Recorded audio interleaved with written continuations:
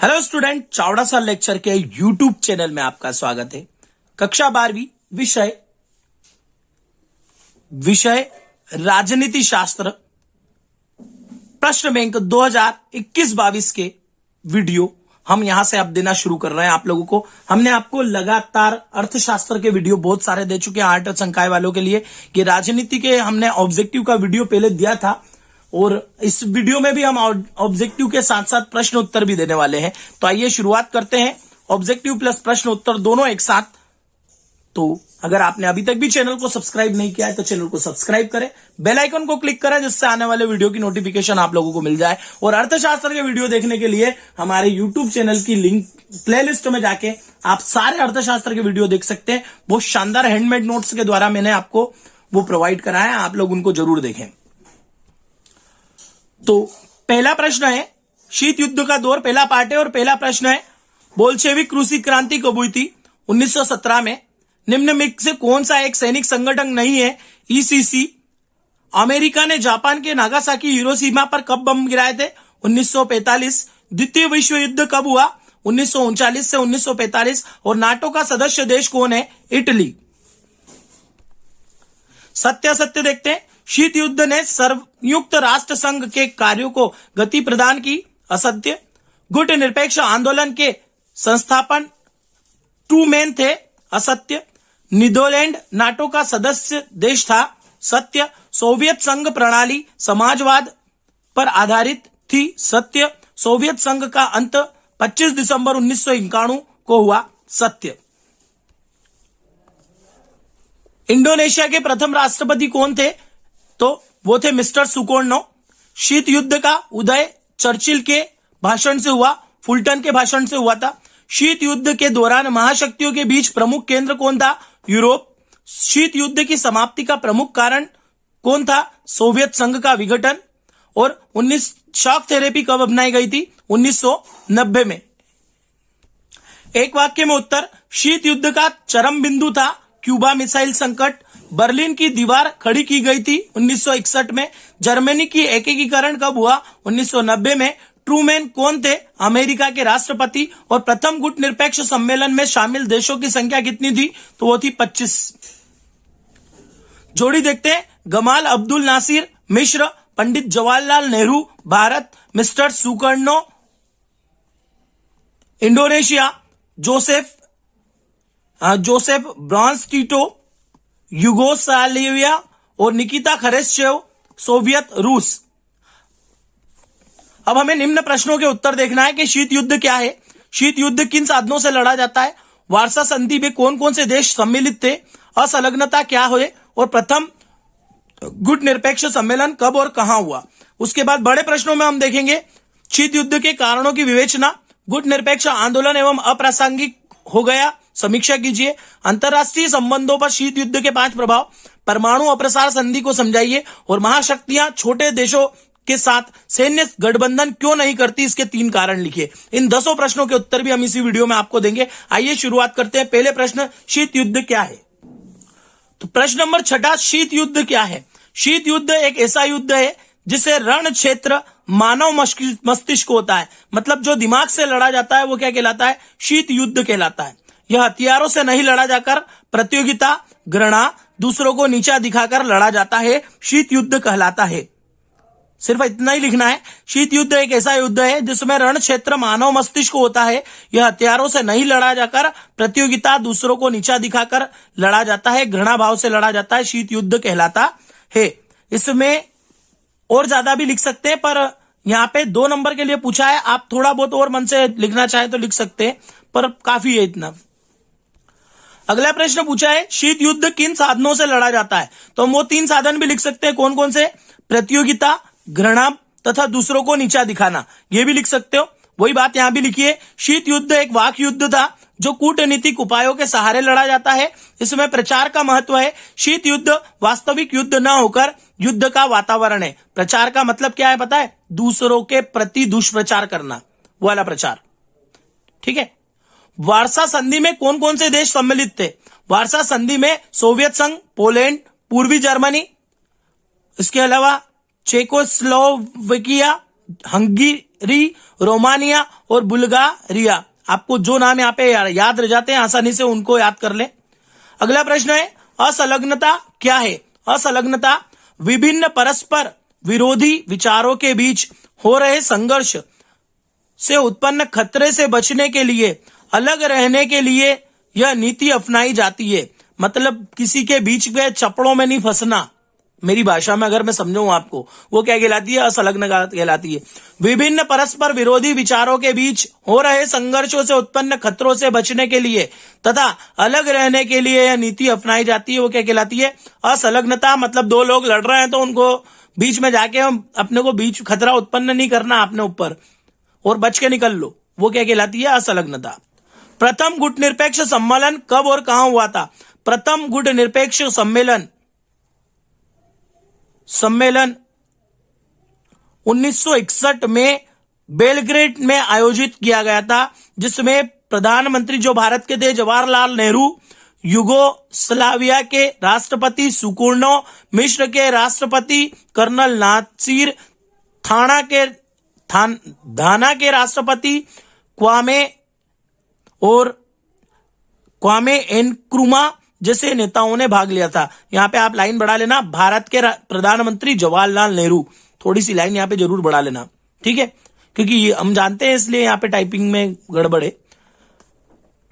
आगे देखते हैं अगला प्रश्न। देखिए इसके बाद दीर्घ उत्तरीय प्रश्नों के उत्तर।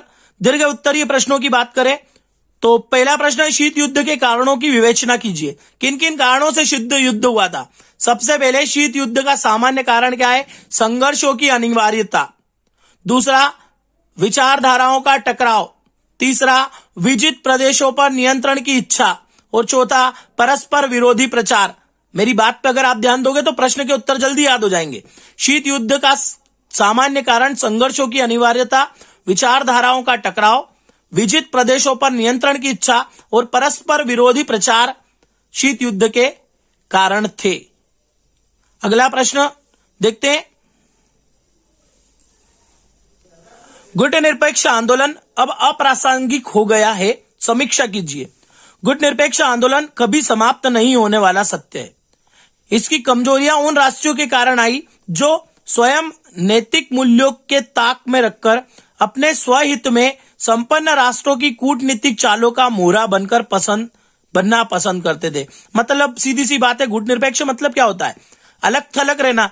पर वो अलग थलग रहना नहीं चाहते थे। वो तो क्या है कि उनको फायदा मिले इसलिए वो दूसरे देश के साथ मिल जाते थे जो बड़े देश थे।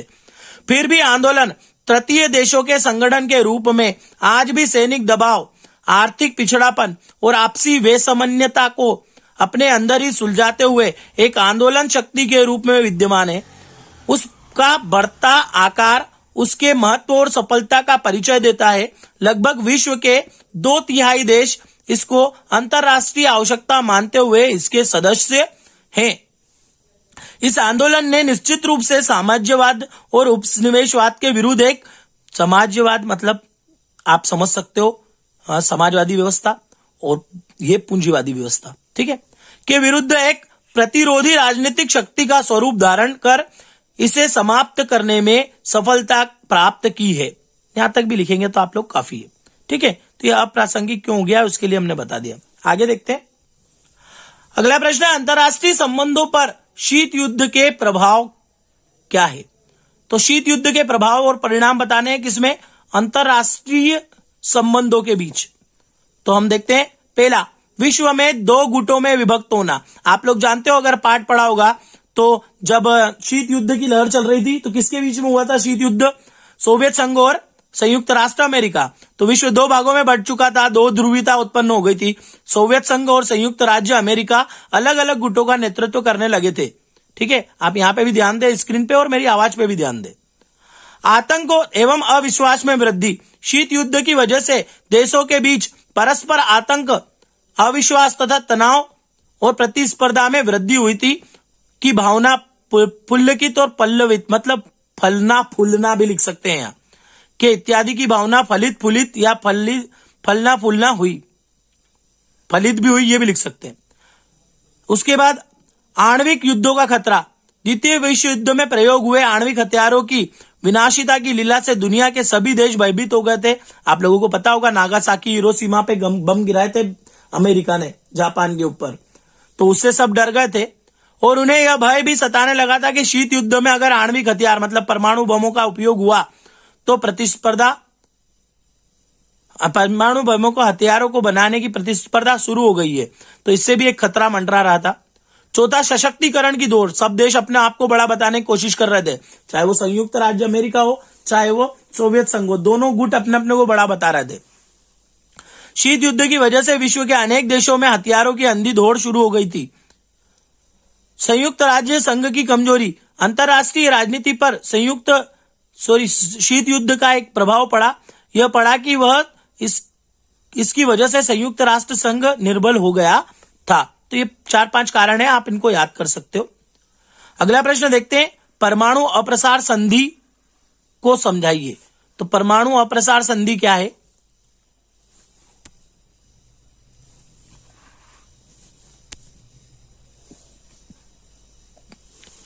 यह संधि केवल परमाणु शक्ति संपन्न देश एटॉमी हथियार रखने की अनुमति देती है, मतलब सबको नहीं, जो अपने पास हथियार अच्छे से रख सकता है, परमाणु बम अच्छे से रख सकता है, उनको यह अनुमति देती है। बाकी देशों को ऐसे हथियार हासिल करने से क्या करती है? रोकती है। और परमाणु अप्रसार संधि के उद्देश्य को ध्यान में रखते हुए उन देशों को परमाणु शक्ति से संपन्न देश बनाया गया है जिन्होंने 1 जनवरी 1957 से पहले किसी परमाणु हथियार अथवा अन्य विस्फोट परमाणु सामग्री का निर्माण और विस्फोट किया हो। इस परिभाषा के अंतर्गत 5 देश अमेरिका, सोवियत संघ, ब्रिटेन, फ्रांस और चीन को परमाणु शक्ति से संपन्न माना गया है। ठीक है, बस ये इतना ही काफी है। अगला देखते हैं। अगला प्रश्न है, महाशक्तियां छोटे देशों के साथ सैन्य गठबंधन क्यों रखती थी? 3 कारण लिखिए। देखो 3 कारण बहुत आसानी से मैं मौखिक भी बता सकता हूं। एक तो यह कि उनको वहां पे सेना फिट करने में दिक्कत नहीं आए, उनको उनका भूभाग बढ़ जाए, और तीसरा उनको खनिज वगैरह जो जमीन में मिलते हैं वो मिल जाए। ये 3 बातें मुख्य है। एक तो भू क्षेत्र बढ़ जाना, महाशक्तियां इन छोटे देश के यहां अपने हथियार की बिक्री करती थी और इन देशों में अपने सैन्य अड्डे स्थापित करती थी। दूसरा, महत्वपूर्ण साधनों की प्राप्ति, छोटे देश में तेल, खनिज आदि मिल जाते थे। और जासूसी केंद्र, दोनों महाशक्तियां छोटे देशों को अपने ठिकाने बनाकर परस्पर एक दूसरे की जासूसी करती थी, एक दूसरे के ऊपर जासूसी का भाव रखती थी। तो यहां पे हमारा अध्याय 1 राजनीति का पूरा ऑब्जेक्टिव प्रश्न उत्तर, बड़े प्रश्न उत्तर, मतलब लगभग जो आपका 7-8 नंबर का पार्ट है ये पूरा हुआ। 8-9 नंबर का पार्ट है, 3 ऑब्जेक्टिव, एक 2 अंक का प्रश्न और एक 4 अंक का प्रश्न इस पार्ट से आने वाला है। वेरी आईएमपी चैप्टर है ये, 9 अंक का पार्ट है।